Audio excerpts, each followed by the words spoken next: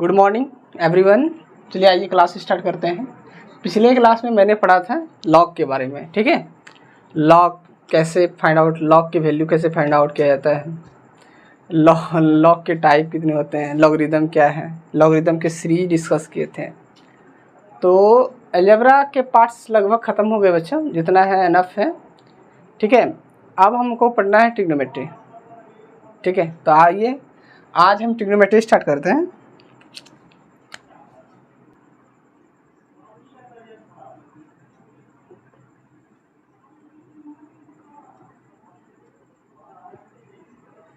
Trigonometry पढ़ेंगे बच्चे हम लोग, ठीक है। हिंदी में क्या बोलते हैं इसको? त्रिकोणमिति। त्रिकोणमिति, ठीक है। त्रिकोणमिति होता क्या है? तो सबसे पहले आप देखिए, इसको त्रि बोलते हैं। ये जो त्रि है ना बच्चा, इसको त्रि बोलते हैं। त्रि गोलों का मतलब होता है एंगल, और मेट्री का मतलब होता है मेट्रॉन, ठीक है। तो पता ही चल गया कि measurement of three angle is called trigonometry. नहीं, मेट्रॉन को ही मेजरमेंट बोलते हैं ना।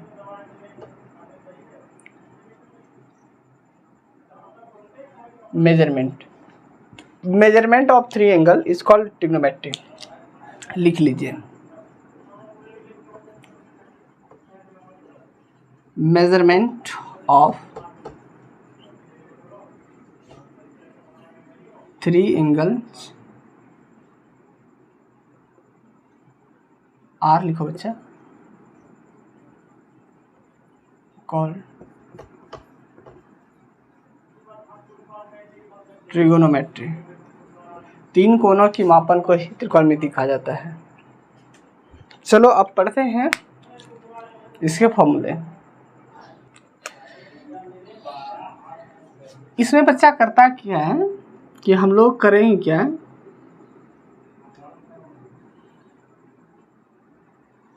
ये ट्रायंगल है ए बी सी।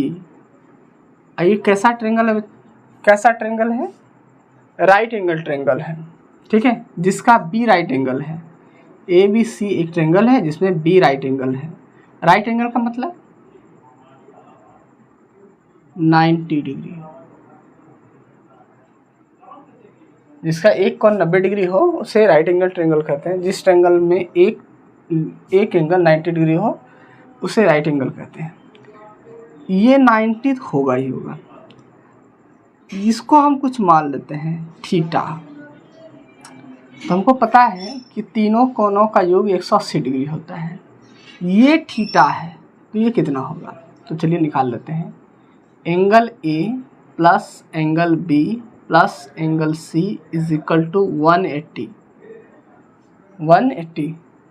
इसलिए एंगल ए प्लस बी का मान 90 डिग्री प्लस ये थीटा इज इक्वल टू 180। इसलिए एंगल ए क्या होगा?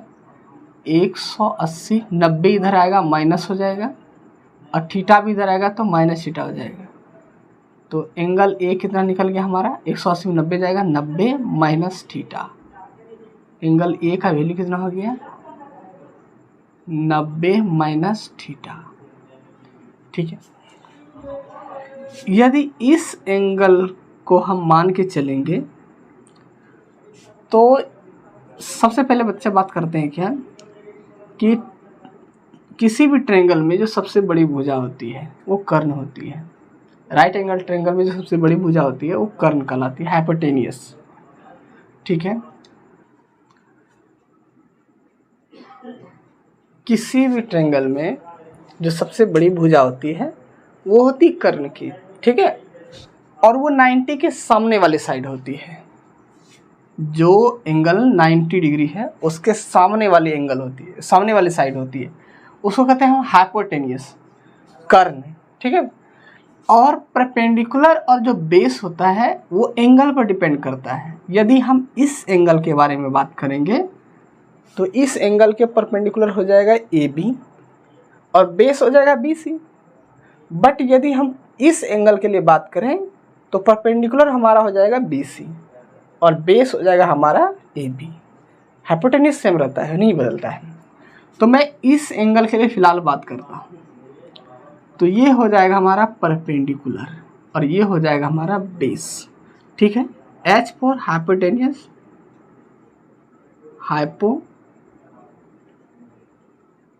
हाइपोटेन्यूस कर्ण कहते हैं इसको हिंदी में।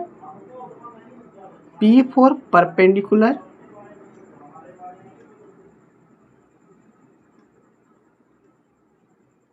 इसको हिंदी में लंब कहते हैं। और B फॉर बेस, जिसको आधार कहते हैं। आधार बोलते हिंदी में, कहते नहीं है बच्चे। ठीक है, तो समझ में आ गया। जो राइट एंगल ट्रायंगल में जो सबसे बड़ी साइड होती है उसे कर्ण कहते हैं। और परपेंडिकुलर और बेस डिपेंड करता है कि हम किस एंगल के लिए बात कर रहे हैं। अगर यदि एंगल ये हो तो परपेंडिकुलर हमारा ये हो जाएगा, बेस हमारा ये हो जाएगा। अगर यदि एंगल ये हो तो परपेंडिकुलर ये हो जाएगा जी। ये बात याद रखनी है बच्चों कि जिस एंगल के लिए बात करें उसके सामने वाले साइड परपेंडिकुलर होना चाहिए। अब आप यहाँ से देखिए, अगर यदि हम इस एंगल पे बैठ के देखेंगे तो हमें ये साइड दिखेगी, तो ये हो जाएगा परपेंडिकुलर। हाइपोटेन्यूस तो बड़ी होती है, सबसे बड़ी साइड, और जो बच गया वो बेस। ठीक है, तो हम लोग सबसे पहले रेशियो फॉर्मूला पढ़ते हैं। आप लोग पढ़े होंगे सभी को।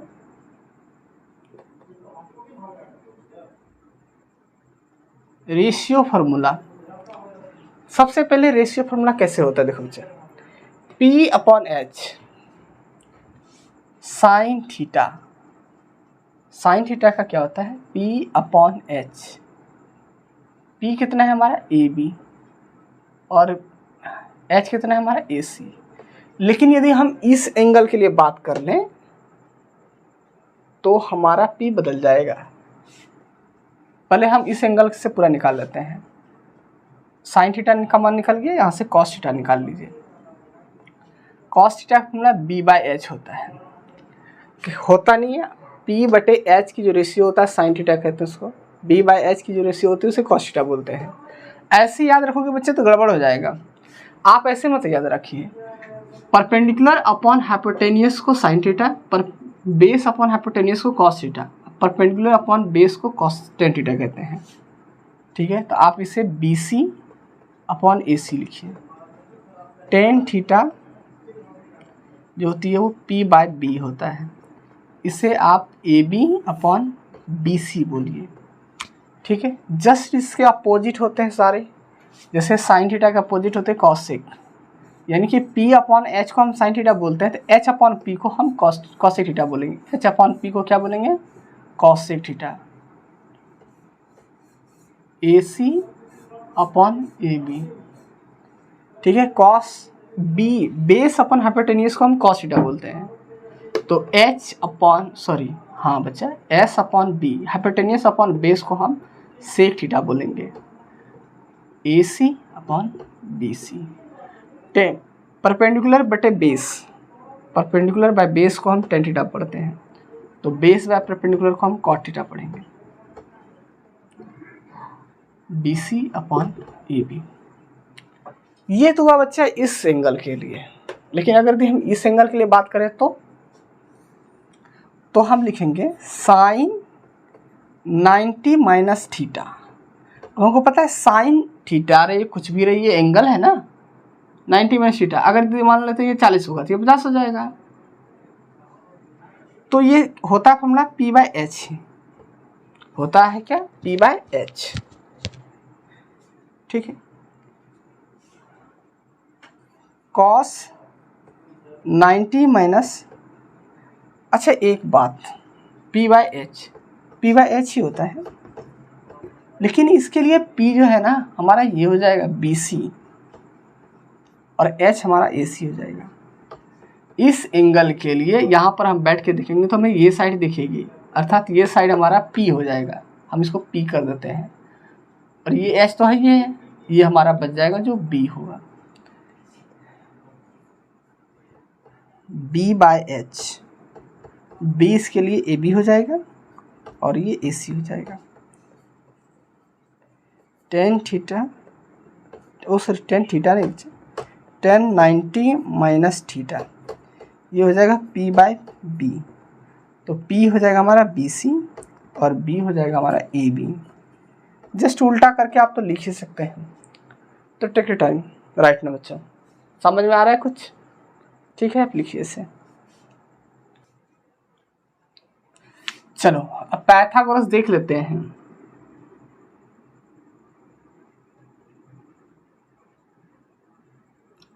पाइथागोरस फॉर्मूला या थ्योरम कहो इसको, Pythagoras theorem.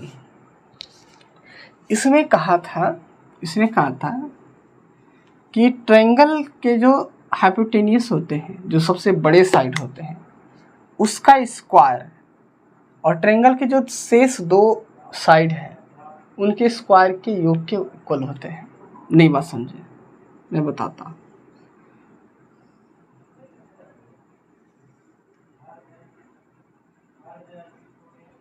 ABC are a triangle.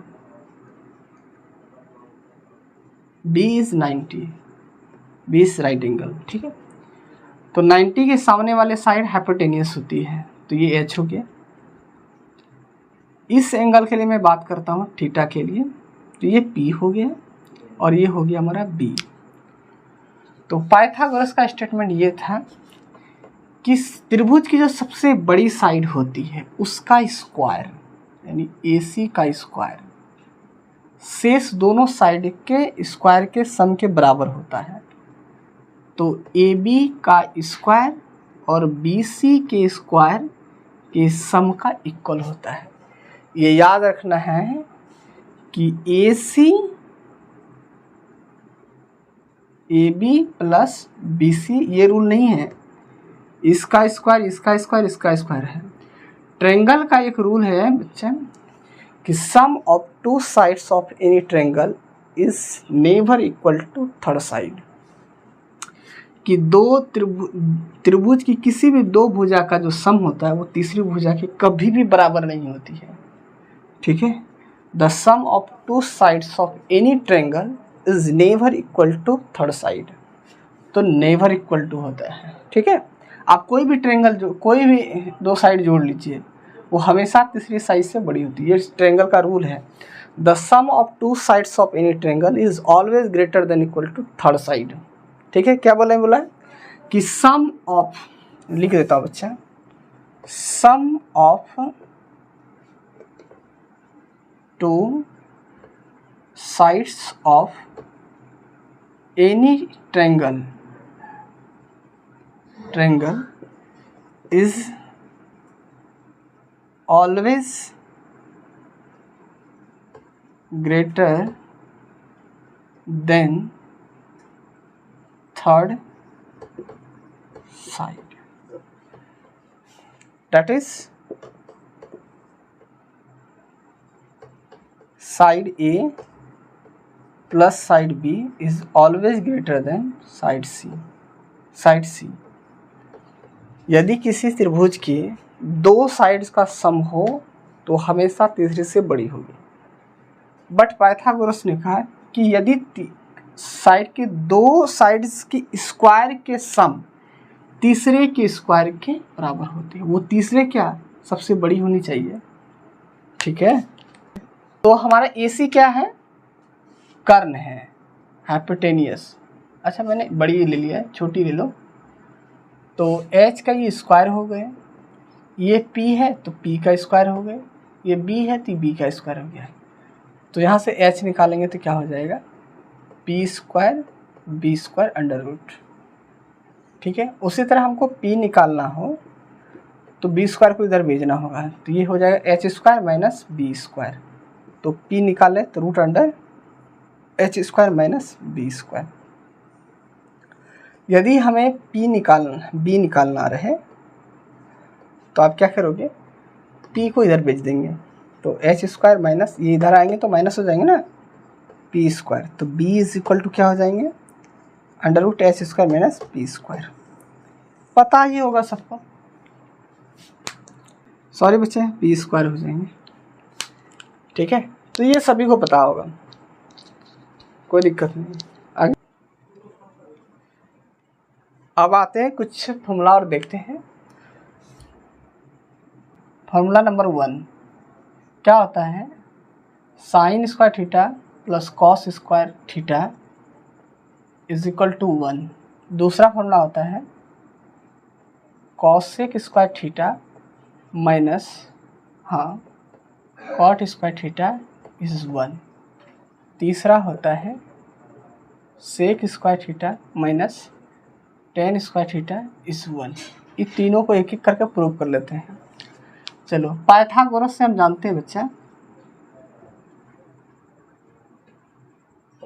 गोरस थ्योरम से क्या जानते हो, फ्रॉम पाइथागोरस थ्योरम, फ्रॉम, तो H square is equal to होता है P square plus B square. कर्ण का स्क्वायर बराबर क्या होता है, परपेंडिकुलर का स्क्वायर प्लस बेस का स्क्वायर। एक बार क्या करना है कि सबको एच स्क्वायर से डिवाइड कर दो, सभी को एच स्क्वायर से क्या करना है, डिवाइड कर देना है। तो ये हो गया H square upon H square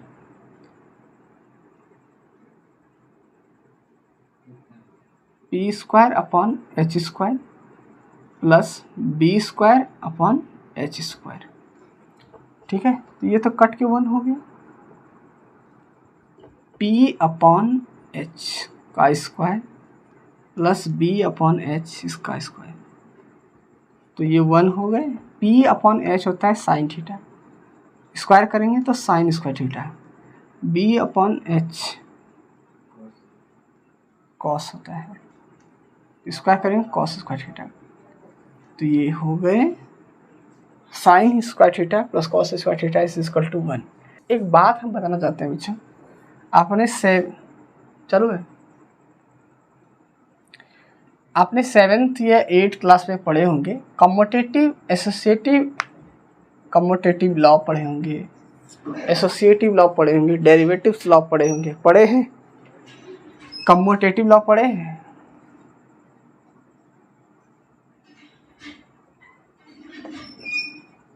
commutative law, क्रम विनिमय नियम,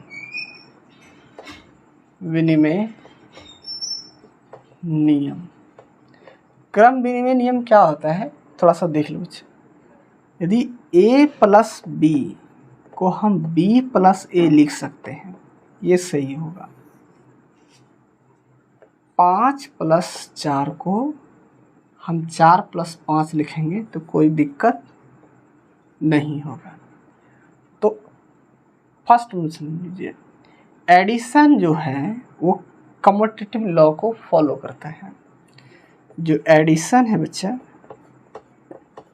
वो कम्यूटेटिव लॉ को फॉलो करता है, पहली बात।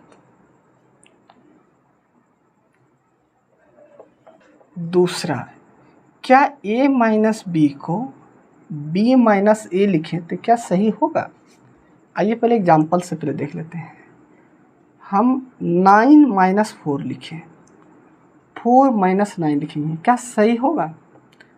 हमको पता है कि 9 में 4 5, 4 में 9 तो -5, तो इक्वल नहीं हुआ, तो ये भी इक्वल नहीं हुआ, तो ये भी तो हमें क्या पता चला बच्चा? Subtraction does not follow commutative rule, commutative law. Subtraction जो होता है वो कम्यूटेटिव लॉ को फॉलो नहीं करता है। ठीक है, समझ में आ गया? Subtraction does not follow commutative rule. a into B is equal to b into A. ठीक है, अब कोई एग्जाम्पल लेते हैं। 5 इंटू 2 और 2 इंटू 5, ए का मान 5, समझ में आ गया? 5 2 जा 10 होती है, 5 2 जा 10 होती है, इक्वल है। दूसरा रूल क्या, तीसरा क्या हुआ? Multiplication must be follow commutative rule, multiplication must be follow commutative rule. जो गुना होता है वो क्रम विनिमय नियम का पालन करता है। ठीक है, यहाँ तक कोई दिक्कत? लास्ट चौथा, a अपॉन b को क्या हम b अपॉन a लिख सकते हैं? अगर यदि 10 अपॉन 2 अपॉन 10 क्या इक्वल होगा? तो हमें पता है नहीं होगा, नहीं होगा तो नॉट।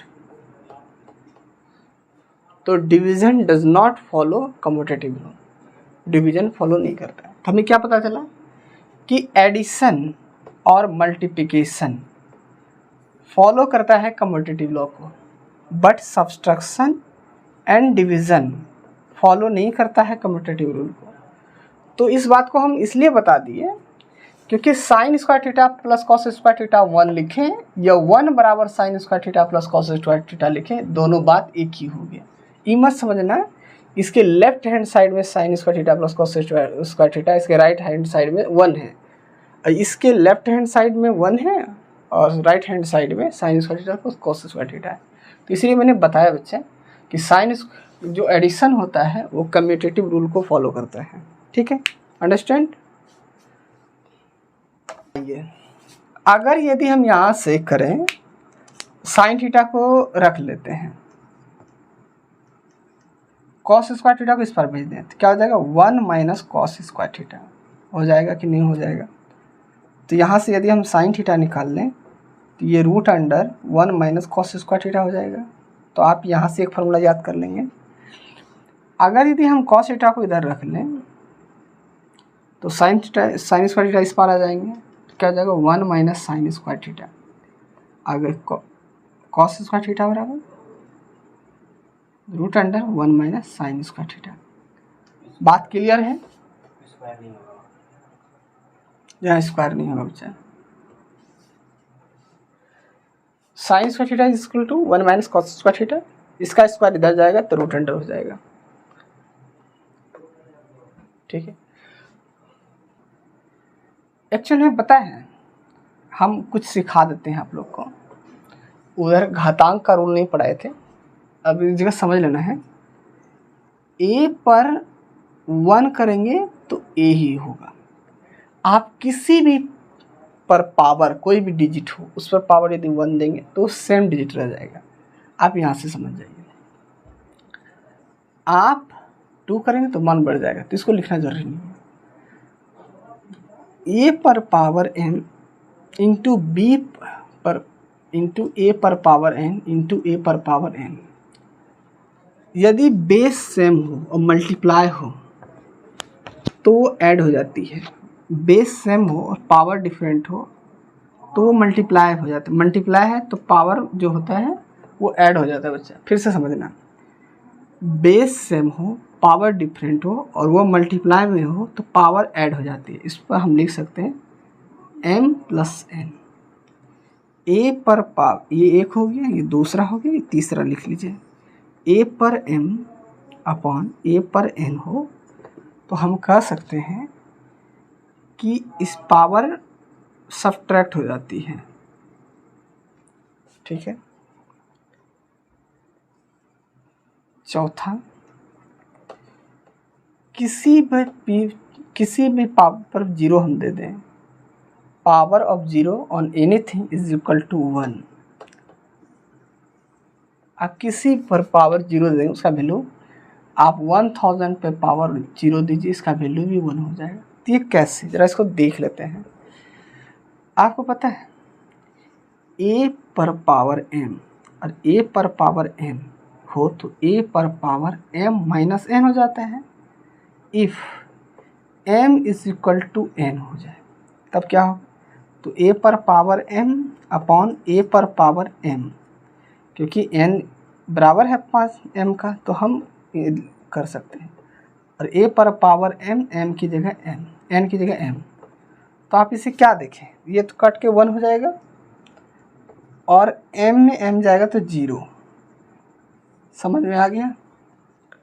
तो ये रूल आपको याद रखना है। ठीक है, तो मेरा मकसद बताने का कुछ और है, मैं अभी बता दूंगा बच्चे। ठीक है, इसको जरा देख लें। यदि a square is equal to b हो तो पता है स्क्वायर उधर जाता है तो कुछ नहीं होता है, पावर जो है ना वो आधा हो जाती है, पावर जो होती है वो हाफ हो जाती है।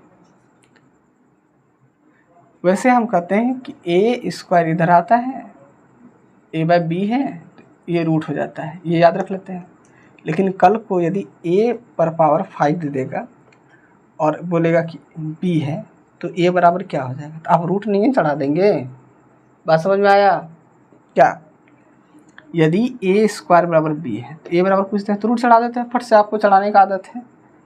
बट यदि ए पर पावर 5 बराबर बी दे देंगे, क्या करेंगे, ए बराबर इस पर भी रूट चढ़ा देंगे? नहीं। वास्तव में होता क्या बच्चा, A square is equal to B है, तो पावर जब इधर आता है तो वो ऐसे डिवाइड में जाता है, 1/2 हो जाता है।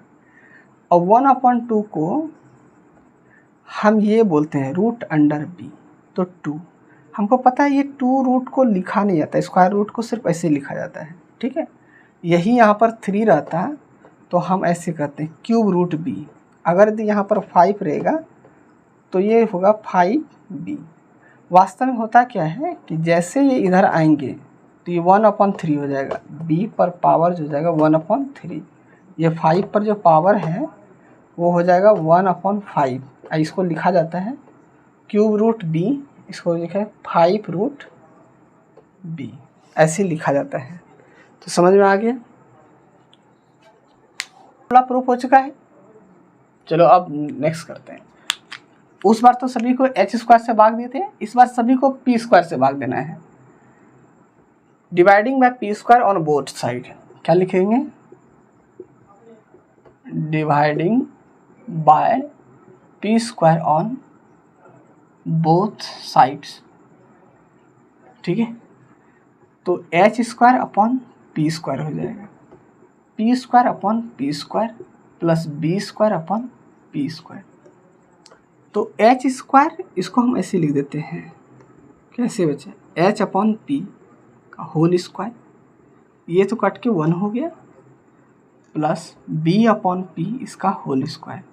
अब आपको पता होगा कि एच अपॉन पी जो होता है वो कॉसेक थीटा होता है, तो ये कॉसेक स्क्वायर थीटा हो जाएगा 1, और ये पी अपॉन पी जो होता है वो कॉट स्क्वायर थीटा हो जाता है। ऐसा होगा कि नहीं? अब आप करिए क्या, कॉट स्क्वायर थीटा को उठा के इस पर ले आइए, तो कॉसेक स्क्वायर थीटा हो जाएगा, प्लस में इधर आएगा तो निगेटिव हो जाएगा, कॉट स्क्वायर थीटा, तो ये हो जाएगा 1। आ गया ये वाला, क्या आ गया?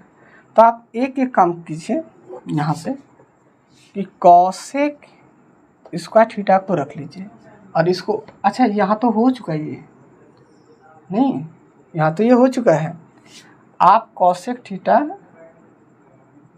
को रख लीजिए तो क्या हो जाएगा 1 plus cot theta, cot square theta का होल रूट। एक तो यहाँ से आ गया, दूसरा यहीं कर रहे थे, क्या जरूरत है ना देने का। आप एक काम कीजिए, इस वाले टर्म को उठा के इस पार ले आइए और इस वाले 1 को इस पार भेज दीजिए। बात समझ में आया? कॉट स्क्वायर थीटा को, अब आप देखिए बच्चा, ये कॉट स्क्वायर थीटा है, इस 1 को इस पार भेज दो तो कॉसेक स्क्वायर थीटा, ये 1 यदि इधर आएंगे तो निगेटिव हो जाएगा, तो इधर क्या हो गया, कॉट स्क्वायर थीटा। अब स्क्वायर को इस पर भेज देंगे तो क्या हो जाएगा, रूट। पता ही आपको cosec square theta minus 1 equal to cot theta होता है, ठीक है। तो हमारा यहाँ से 2 फॉर्मूला तैयार हुआ। कॉसेक थीटा का फॉर्मूला क्या हुआ, 1 plus cot square theta root under, cot theta का फॉर्मूला क्या हो गया, root under cosec square theta minus 1, ठीक है। यहाँ तक इस बार सभी को हम बी स्क्वायर से डिवाइड करते हैं, किससे करेंगे, बी स्क्वायर से। तो H square upon B square हो जाएगा, P square upon B square हो जाएगा, plus B square upon B square हो जाएगा, तो ये तो कट जाएंगे। एच अपॉन बी इसका पी अपॉन बी प्लस में 1, एच अपॉन पी जो होता है वो सेक थीटा होता है, तो सेक स्क्वायर थीटा हो जाएगा। पी अपॉन बी जो होता है वो टेन थीटा होता है, स्क्वायर है तो टेन स्क्वायर थीटा हो जाएगा प्लस 1। तो सेक स्क्वायर थीटा का मान क्या हो गया, ये हो गया। हम यहाँ से लिख लेते हैं, यदि टेन स्क्वायर थीटा को इस बार लिया है तो क्या हो जाएगा, sec square theta minus tan square theta is equal to 1। तो ये भी प्रूफ हो गया।